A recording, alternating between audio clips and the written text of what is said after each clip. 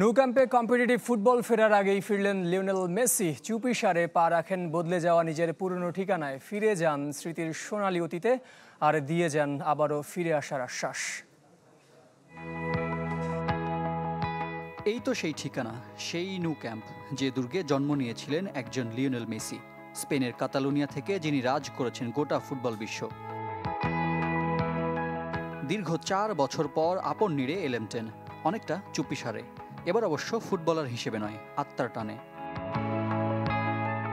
কাগজে কলমে বার্সার সাথে মেসির বিচ্ছেদ হয়েছে 2021 সালে। তবে কাতালানদের সাথে তার সম্পর্কটা তো আর কাগজের চুক্তিতে সীমাবদ্ধ নয়। চিরচেনা সেই সবুজ গালিচায় পা রেখেও মেসি যেন ফিরে গিয়েছিলেন সোনালী দিনগুলোতে। গত রাতে আমি আমার প্রিয় এক জায়গায় ফিরে গিয়েছিলাম, যেখানে আমার অনেক সুখস্মৃতি আছে। ভক্তদের ভালোবাসায় যে জায়গায় নিজেকে হাজারবার পৃথিবীর সুখী মানুষ মনে হতো। যদিও এতদিনে খোলনলচে ক্যাম্প ন্যু, সেজেছে নতুন সাজে।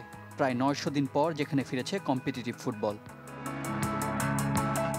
ঝটিকা সফর শেষে ন্যু ক্যাম্প ছেড়েছেন মেসি, তবে জানিয়েছেন এটাই শেষ নয়। আবারও দেখা হবে আপন আঙিনায়, যে মঞ্চ তার 8 ব্যালন ডিওরের 7টি সাক্ষী।